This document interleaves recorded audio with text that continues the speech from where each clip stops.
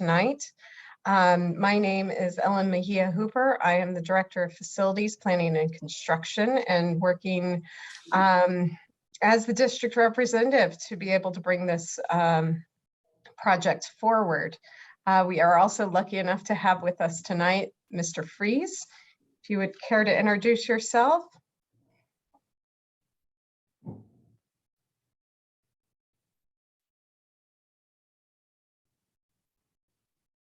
Maybe he would care. He's muted and his camera's off. Yes. So, well, we're very happy to have our assistant superintendent here as well. We also had our county representative who said hello just a moment ago. Do you want to say anything else?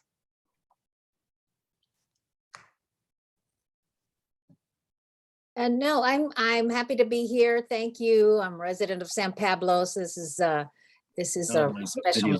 Thanks. Okay. Excellent. Thank you. And Mr. Fries, did you want to come on?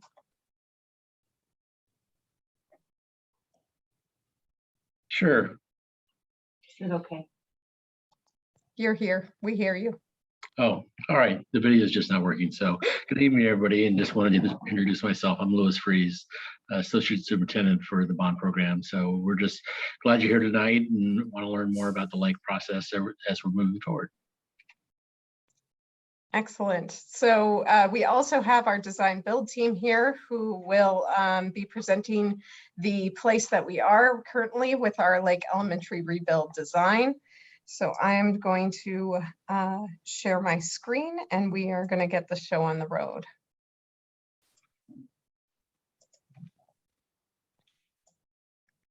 All right, QKA and Alton, take it away. Okay, thanks, Alan. Good evening, everybody. Thanks for joining us this afternoon for our second community meeting for Lake Elementary School. My name is John Dibzak. I'm one of the architects at Quattrochi Architects working on this project. And this is the second presentation. We had a first presentation back on September 9th. And we're not going to be covering exactly the same things as we did back in September. I just think it's important for everybody to know that these meetings are being recorded. And if you're interested, the September 9th meeting is available to all of you on the district website. So if you're interested, I would encourage you to checking that out. For tonight's meeting, a couple of things that we want to cover. We're going to do a brief overview of the project for you and talk a little bit about some of the exterior and interior look and feel of the project with some of the materials and the colors. We also want to talk to you about the phasing plans and share some of our thoughts. As you know, this is a campus will be an active campus during the full length of construction. So phasing is going to be very important, and we've got some thoughts on how we're going to go about doing that. And we would like to share those with you this afternoon. We also want to talk a little bit about the project schedule, and then an important topic, which is the student restrooms. You may be aware that how student restrooms are being designed is changing over the last couple of years, and we have some ideas for how we would like to incorporate those changes into the learning suites for this project. And then finally, at the end of the presentation, we have a very short 4 or 5 question survey that we would like all of you to respond to. And we will use that input that we get from that survey as we continue to refine and develop the design of the project. So if you can go to the next slide, Ellen, please. Very quickly, kind of the design build team. You can see the school district and the school at the very top. We were hired by the school district as the design build entity. So Quattrochi Architects is the designer, and Alton Construction is the builder. And we each have a team of consultants or trade partners, and you can see the various logos of the different engineering and consulting firms that we have working with us. So there's a large group of companies working together with the school and with the school district, trying to do the best job that we can to really design a school that will fit the needs of your community for many, many years to come. And so next slide, please. I'll give you just a very quick overview. And Alan, do I have access to the cursor, or would you just like to move that around as I talk? I can move it around while you talk, and I'm sorry, I didn't realize I had controls over the videos, so now the panelists should be able to share. Okay, so I'm just going to start at the main entrance, and I'm going to kind of just work my way around the outside in a clockwise direction. So what you're looking at here is the site plan for the campus after construction. So this is the new school on the existing site. Giant Road is on the left-hand side. Access to the school will continue to be off of 11th Street. So as you enter the campus from 11th Street, you enter into a drop-off loop where you can drop off your student, and then you can circle around. And if you're a visitor, there will be a series of parking stalls there for you, or you can exit back out on 11th Street. If you are dropping off your student and actually need to park, there is a small parking lot near the preschool entrance over there where you can park and then walk your student into the campus. There's a second entrance still off of 12th Street that leads into a drop-off loop where you will also be able to drop off your student. And if they are dropped off over that way, they can enter through a side gate into the campus. And then you can loop around and exit back out on 12th Street. On this design, we're creating a third entrance into the campus, which is off of the Manchester on the south side of the campus.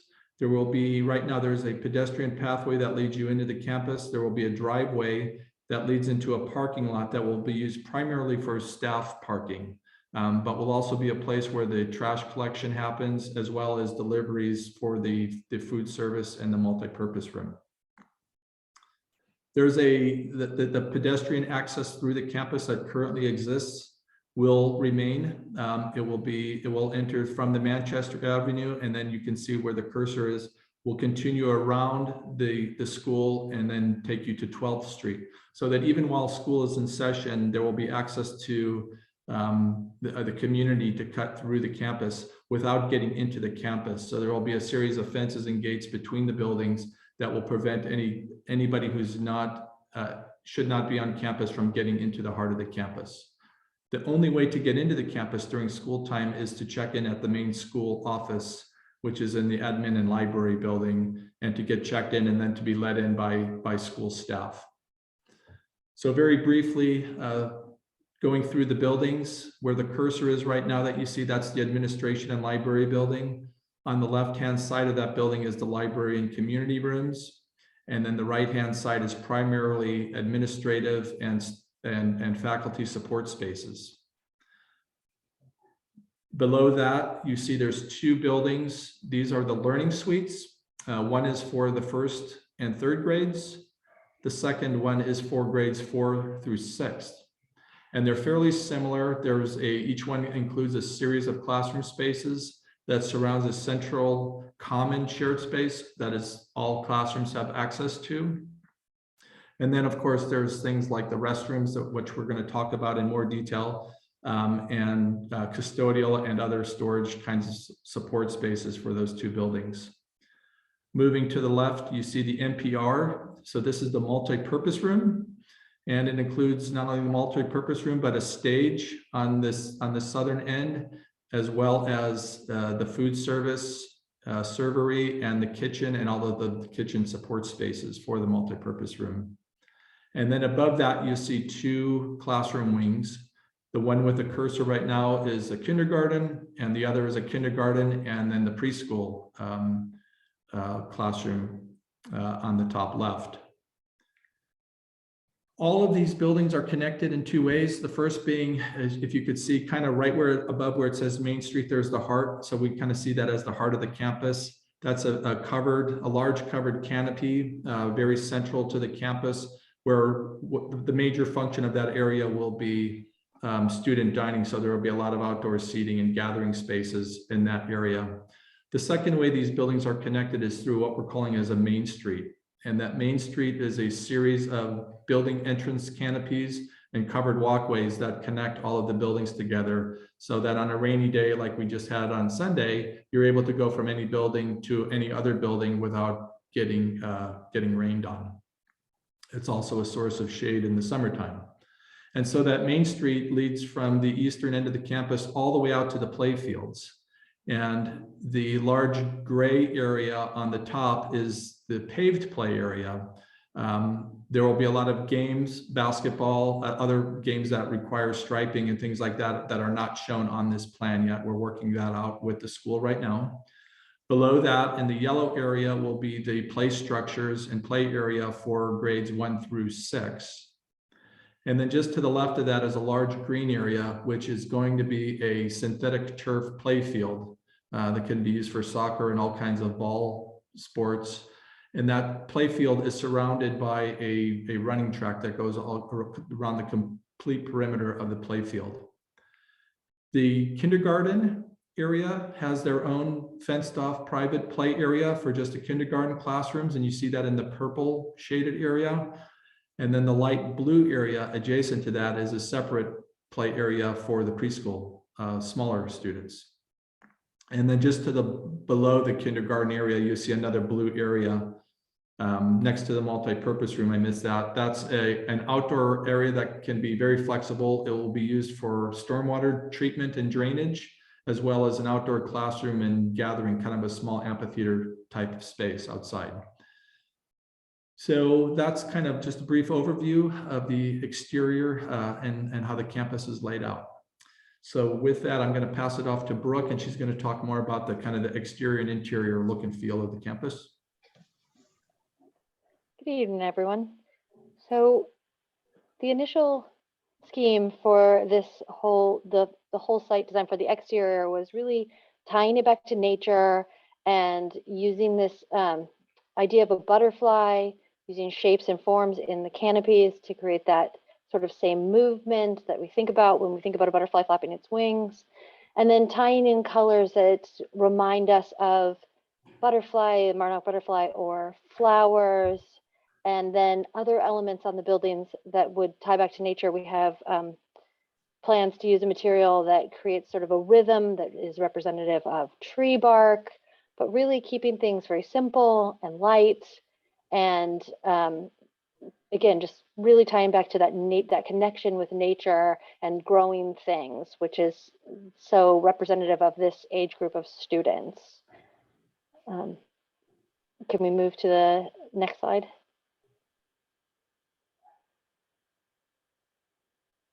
And for the interiors, we kept the same theme going. We keeping nature, bringing in pops of color. As we've moved through development for the design, we've decided that to move towards the idea of each area sort of having similar colors that sort of ribbon through each building, but creating the learning spaces for each grade with slightly different colors so that the students really get an ownership of their space as they move from the kinder up to 1st through 3rd and then 4th through 6th. So there'll be a theme and a thread that runs through all the spaces and a theme of materials that run through all the spaces, but the colors will shift slightly, but still staying fairly neutral with pops of colors, and those pops of colors representative of colors that we find in nature and in our surrounding environment in the Bay Area in general. We have a QR code on this sheet that if you scan it, it would take you to a 360 view of the sort of the flex space part of the learning suites, which is the central part around that the classrooms, the learning studios surround, and is meant for multiple use area.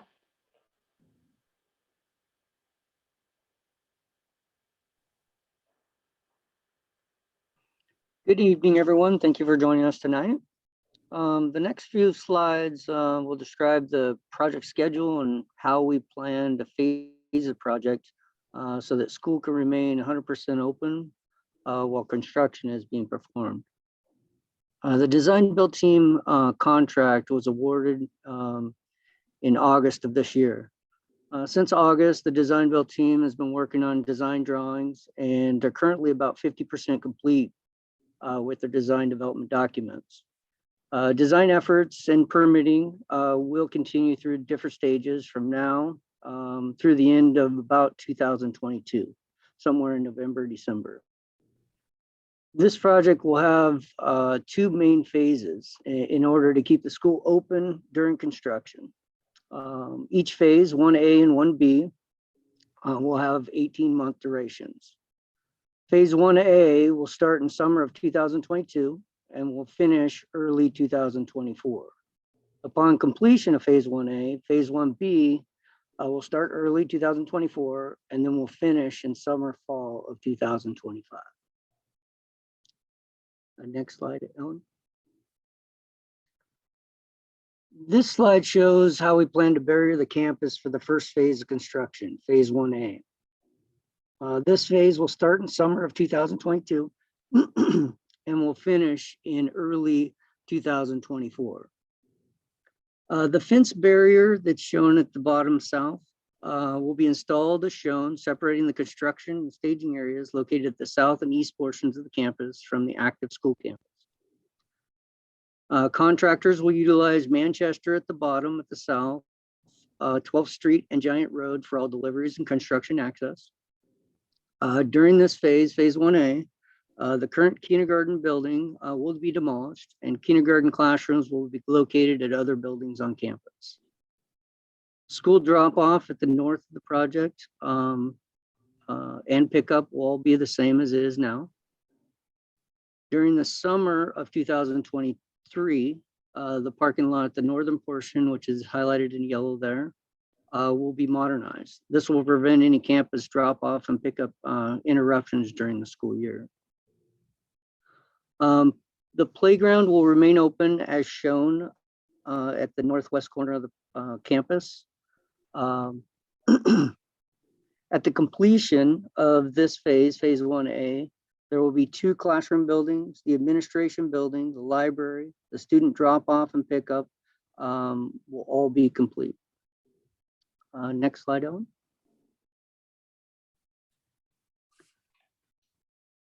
Phase 1B, this slide and the next slide show how we plan to bury off the campus for the second phase of construction, phase 1B.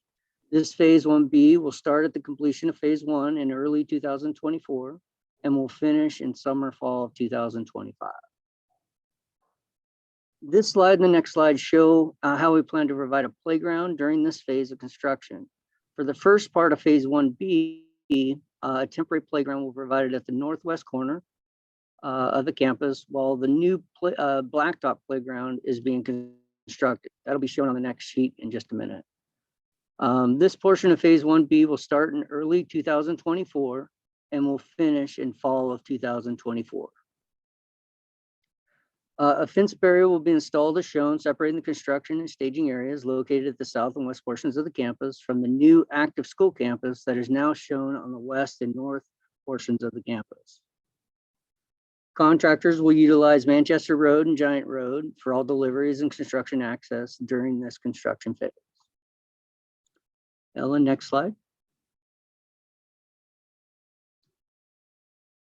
This slide shows the second part of phase 1B with a temporary playground and revised fencing. This part of phase 1B will start in the fall of 2024 and will finish in summer, fall of 2025.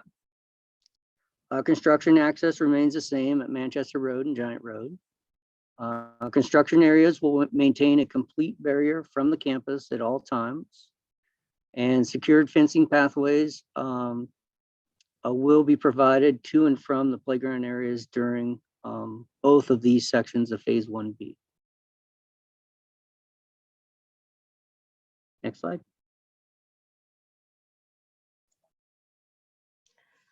Right, so another portion of this project that we've been investigating is an inclusive restroom design. So inclusive restrooms are ones that anyone can use, and they benefit not only people that may identify differently than boy and girl, but also allow for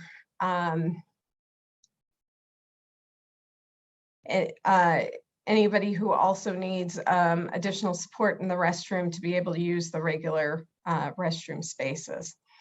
So the idea is that you actually have individual, where you would normally see individual stalls, they're individual rooms with a toilet in the rooms.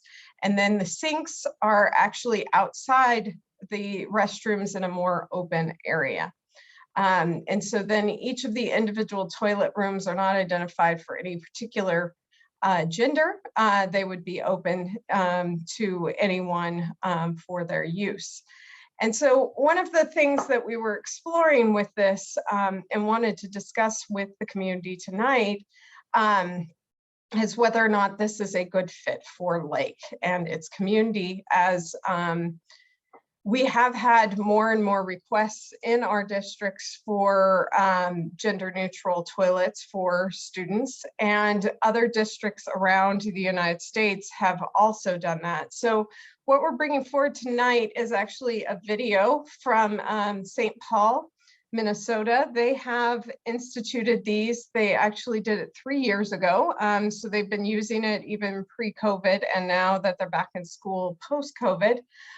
This is a large urban district. And so we that have been doing this for some time and have had research come back. So we thought we'd share this video because it really helps describe what an inclusive toilet could be, and kind of the reaction that they've had from their community. So as you can see, it's from St. Paul.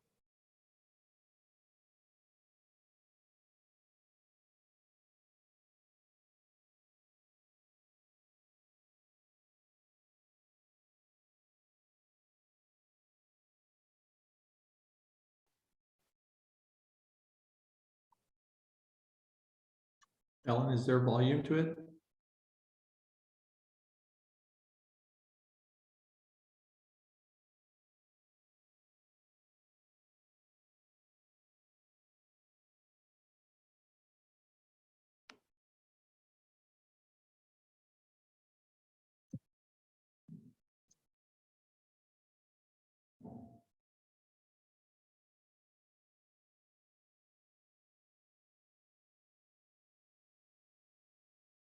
Oh.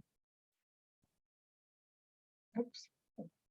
So I'm being told that you can't hear the sound, so I'm going to share this a different way and see if that works.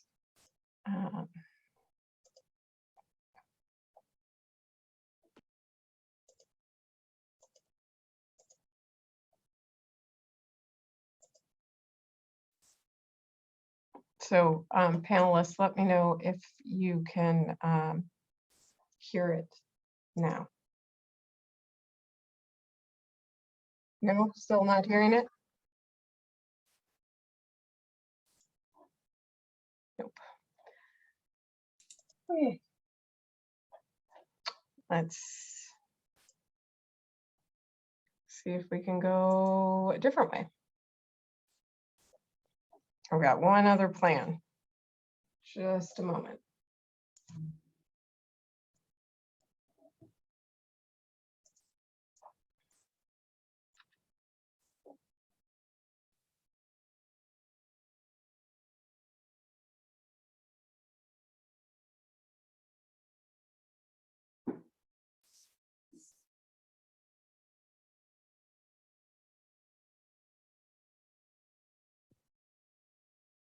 This one? We hear it? Oh, No? oh. Okay. Well, that was my 3 ways of knowing how to share. So We could take your narration through it. yeah, okay. So you can hear me talk though. Yes. Yes. Okay. So this student is talking about how he likes it the best because he feels like it's at home. In the old restrooms are dark and gloomy, and these ones are bright and clean. And you have a sense of security. You don't have any worries in these bathrooms. And then this is unique to their campus, but they had girls and boys separated on 2 different sides of the campus. That's not a problem that we would have. So that's not as applicable to this project. And this woman is talking about how there's a lot more privacy and you don't have to worry about the little things that you would have to worry about in a traditional bathroom. She didn't use the bathroom previously in the traditional design, but she feels comfortable using these.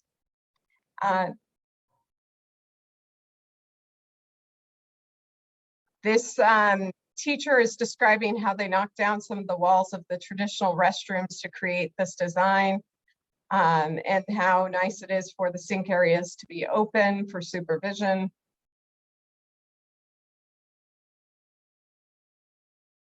And how they really opened up the space.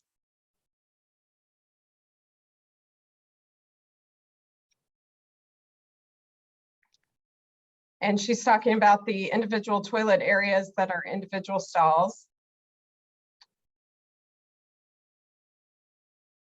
And they can lock the doors and anybody who'd like to use them can use them. She was hesitant at first about them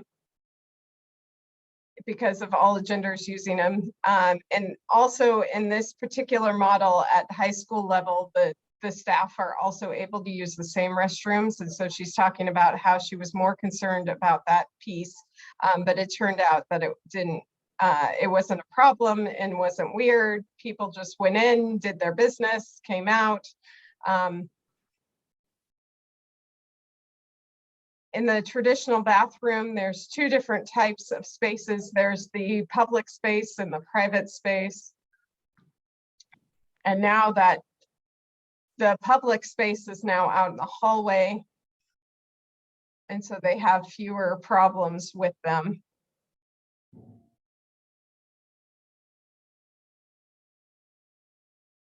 Because before, when there was issues that normally happened in the sink areas, and with that being open, it's not a problem anymore.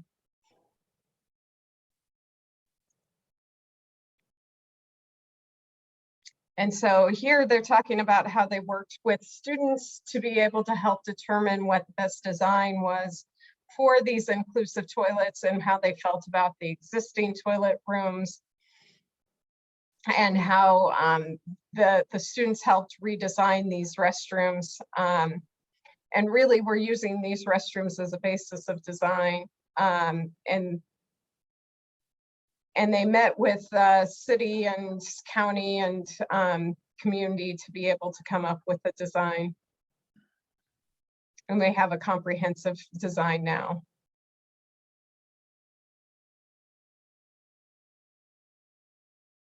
And so the students became advocates for the new design of the toilets.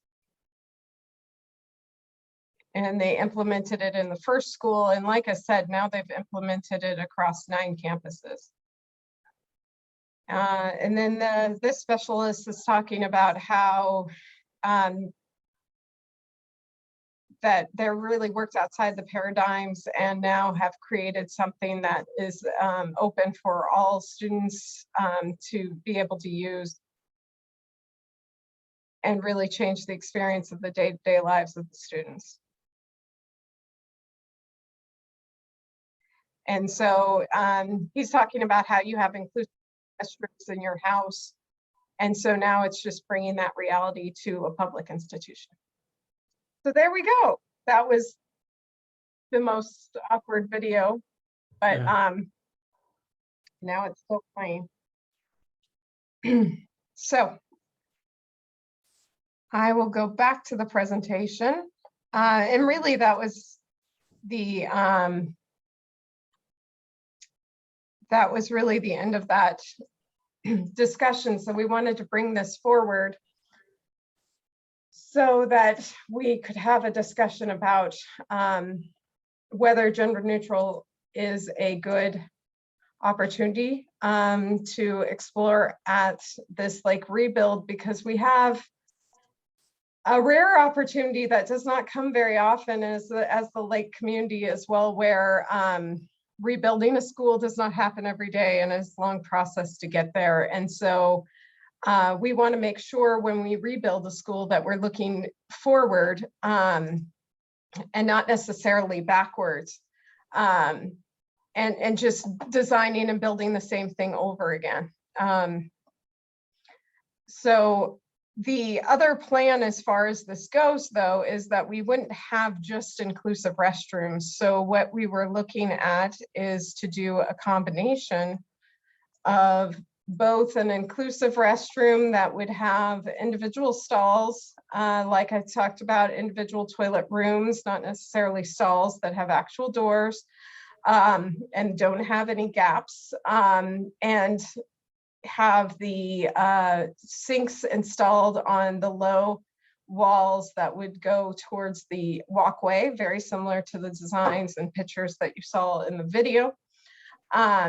And also have some traditional designed restrooms for the playground area, which is accessed from the exterior, as well as in the multi-purpose room. So we were looking at establishing both designs in the same school to give several different options throughout the campus.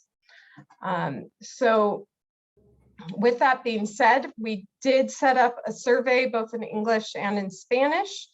You can either type in the code or go to the QR code. We also, if you want to raise your hand or put questions in the chat or the Q&A, those are other available ways of talking with us about either any of the things that were discussed tonight, the phasing, any concerns you have during construction, the color scheme, and the gender neutral toilets or inclusive toilets. So it looks like we have one comment here, so I will open it up to, is it Giovanni? No, Genoveva. Thank you, sorry. Thank you. And I think there's another question on the chat that I'm interested to find out the answer. Okay. I have two comments. Okay. The first, the gender related to the gender neutral bathrooms. I think it's a really fantastic idea to do because we really are having, it's really a big issue that we need to become more sensitive to. And the younger that our children can learn about that, the better I think our whole society will be, and they will be too in the long run. So I'm really in support of gender neutral bathrooms, which are more inclusive and can change students' perspective on gender equality and hopefully stop the stereotyping or the negative opinions about other students who might not feel that they're male or female. So that's my comment about that. I really am in support of it. My second comment, I was asked by Principal Bonner. I'm assuming that he's in the meeting. I'm proposing a name change for Lake, and I understand that there is a process and a policy to do that. Principal Bonner asked me to bring this up at today's meeting, and so that's what I'm doing. So I just wanted to bring the idea or the proposed to change the name. I'd like to hear from Mr. Fries or from the facility staff, whether they want me to say more about my recommendation or where I should take this. What are the next steps? I understand the board would set up a subcommittee for that, but what does the community need to do to get the board to do a subcommittee is my question. All right, there is a board policy, although I have not read it completely. Mr. Fries, would you care to chime in on the next steps to be able to establish the subcommittee? It is something I need to look into a little further, but we will certainly get a response back on what the next action steps are. Okay, well, I've read the policy because you, Mr. Fries, sent it to me on my questioning, asking for information. So I have a copy of it, and basically it just says, I mean, it says, you know, people that we can name it after, which I understand. And then also that the board would arrange for subcommittees. So what I really want to understand, and I'll wait for your answer to, how do we include the community of the lake with the information that I have to share with them, since it's related to lake community, which I'm a former council member and mayor of the city of San Pablo. So I've always felt that lake is one of my schools too. All the schools in San Pablo are my schools still. Right. We'll make sure we get back to you. And I need to discuss it with Mr. Bonner as well. Okay. And there are other people on the relatives of the person that I want to nominate to name the school, Leonard McNeil. So I don't know if they want to say something or just be aware that we'll take it to the next step after we get information from you. Thank you. You're welcome. All right. Tim, did you have something?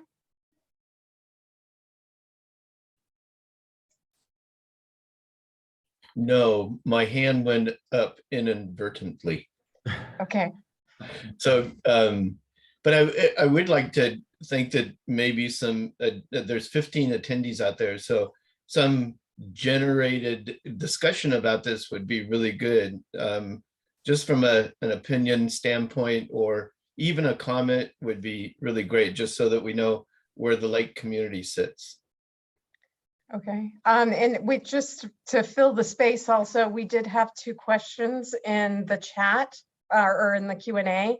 And one of them said, you mentioned kindergarten and preschool. Are you including TK under kindergarten or preschool? And yes, so it was going to be, or it is planned to be a preschool TK and kindergarten program. So just so we're clear there. There are also restrooms, individual gender neutral restrooms planned for each one of the kindergarten, preschool, TK classrooms that are directly connected to the classrooms. So just to, I know the answers were written there, but if anybody else was wondering the same thing, I want to make sure people saw that those questions were answered. Any other comments?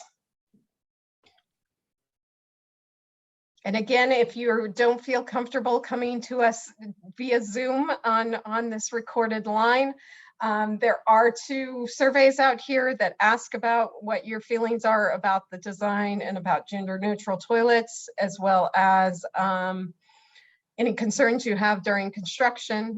So feel free. And yes, Laura. Oops, I think you, oh. Okay, there I am. Okay. Thank you. Yes, I just want to say I'm really pleased with this. I was a teacher in the school district for 16 years and on the school board, and then now on the county board. And I remember going through several of the schools, the newer schools like Ford, and just the structure, being very proud of the structures, the architecture that we have in our district is really unique. And I think this is going to be another one of those structures we can be really proud of. I'm particularly interested that we have really functional libraries, and also any kind of performing arts spaces, because that's where our communities usually come for whether it's meetings or to see their children perform. And it's kind of our living room where they come in and become our guests. So I think it's important that those are functional and attractive. But also useful. Another thing I taught at Helms when it was brand new school, we had parent rooms, and we had a place where somebody could watch the children when we had meetings with the parents. So those are the kinds of things that would be really important to the community around the school. So, but I'm very pleased with what I see so far. Thank you so much. Yes, and just to clarify, it wasn't highlighted in particular on the overall plan, but the design of the parent or the library is unique. I was trying to see if you could see it here, but it's difficult to see. it's actually a series of 3 rooms. And so one of them is the library space that actually has the stacks in the books area. And then there's a table area that would be able to fit a full classroom worth of students. Or just basically has the table and chairs component of the library. And then a third space that's the community room.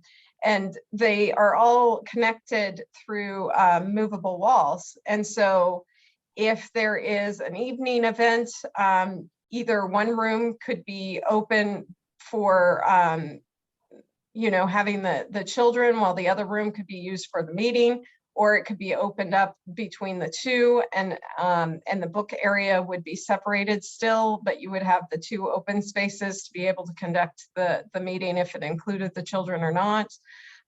Or during school time, the library can be open where the stacks and the table space is open. The community room could still be used as either by the community or by the school community, depending on who wanted it or needed it at that particular point in time. So this design of 3 spaces was put together as part of the Michelle Obama School and has operated really well for them. The special ed has utilized the table space when the library isn't being used for pullout groups, and it's been used by our board while COVID was happening. So there's a whole variety of things that can happen. And then there's also doors from the table area that open out into the plaza that connect to this big overhang in the NPR room. So it's really a nice collection of spaces that can be used for community events. So we're really excited to see how that works out. Oh, that's great. I do believe I saw that structure at Obama before they opened the school. I'm glad to hear that it is working well over there. That's wonderful. Thank you so much. You might also mention the fact that there's a good sized parent room right off the lobby as well. Right, there is also that. Oh, Yes, I forgot that one. great. And that's adjacent to the Scout office. So all of these pieces, or the Beacon director in this particular case, so all these components are co-located together, and we have after-hour entrances to these spaces so that they can be utilized without disturbing the rest of the campus as well. So Great, thank you so much. then I'm looking at our attendee list, and I don't see any additional comments, and I'm checking the chat and the question answers here, and I was trying to get back to our QR codes. We also do have one more QR code here in the pink area that does take you to the Lake project website. So that's a great resource as we move through not only design but construction. So it will have continued information posted there. We'll post the video from tonight there. We will also post, or the video from the first community meeting is also available there. So as things go through, you can tell your friends, if anybody missed it tonight, that those are available on the website, and we'll make sure this gets up in short order. Evening, everybody. I'm so excited that you are here. Is that Mr. Bonner? Did I hear him? I know he's on parental leave, so I think somebody else was unmuted. I don't see Mr. Bonner. Okay. It's me, this is Genoveva, and I clicked, or whatever you say, for the additional information on the project. And then I clicked and it started, Mr. Bonner started talking, welcoming. Oh, it must have been the Okay. meeting. That's what it was. Yeah. I was like, I swear I heard Mr. Bonner, but Yeah, that is the first time that I try this thing, like you said, and I'm successful at doing it. So thank you. And pardon me. works.